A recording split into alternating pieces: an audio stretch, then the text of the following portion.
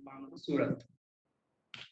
So, guys, wasting not much of a time, let's move on to the topic which I'm going to cover today. I'll be covering the major portion of the hypertension today. Today's topic is hypertension. So, basically, the yesterday's 17th was the World Hypertension Day.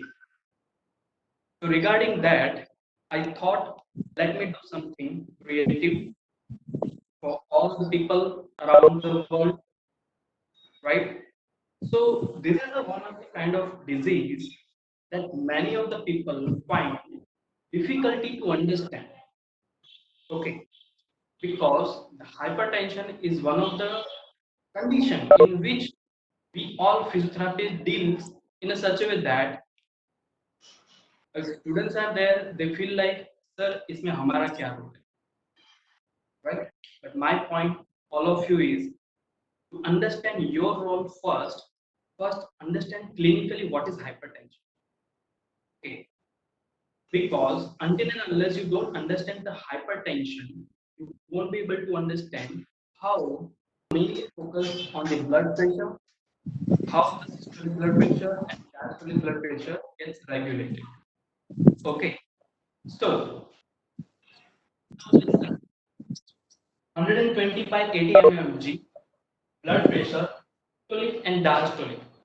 But the matter of fact is, many of the students, many of the viewers might be having in a thought this systolic pressure and this diastolic pressure, how it occurs in the heart.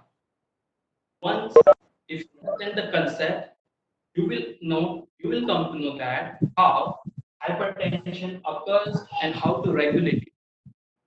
Right? Okay. So let me explain. Systolic blood pressure, basically, it regulates and it also depends on cardiac output, the cardiac output of the heart. जो heart का cardiac output है, okay, उसके ऊपर systolic blood pressure depend करता है. वो अभी मैं आपको डायग्राम एक्सप्लेन करूंगा, सब समझाऊं, so nothing to worry. And the diastolic blood pressure that is completely depend on total peripheral resistance. Now, if you understand this two, if you understand this two, then you will come to know how the systolic blood pressure get increased or how the systolic blood pressure get decreased.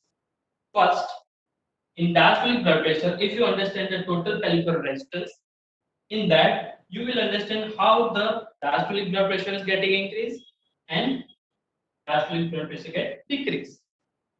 The matter of the fact is, when the systolic blood pressure is getting increased and the diastolic blood pressure getting increased, at that time we come to know that the person is having hypertension.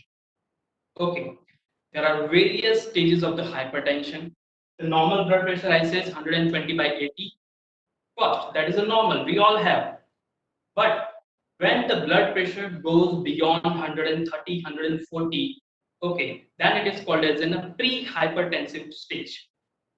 Okay, when first, that is called as in pre-hypertensive stage,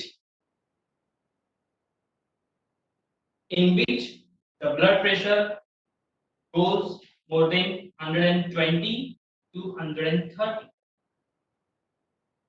mmHg. Whereas second is called as in stage 1 hypertension. If it goes beyond this, if it is goes beyond this, then stage 1.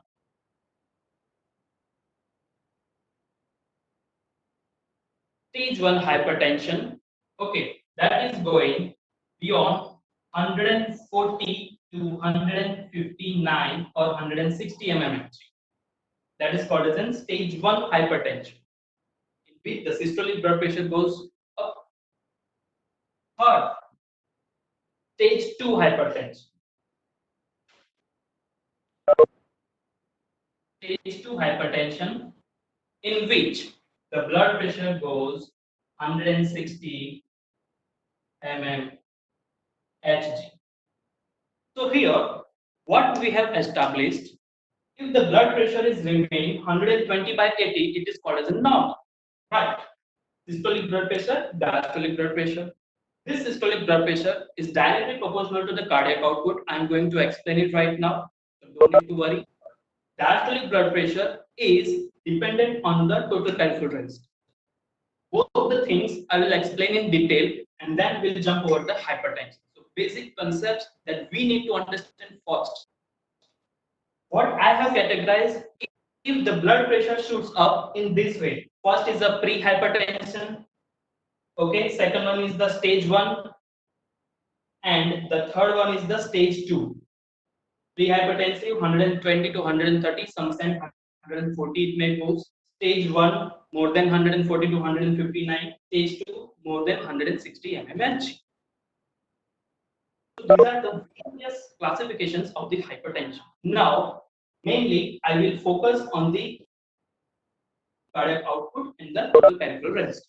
If anyone is having a doubt, please drop your message in the inbox.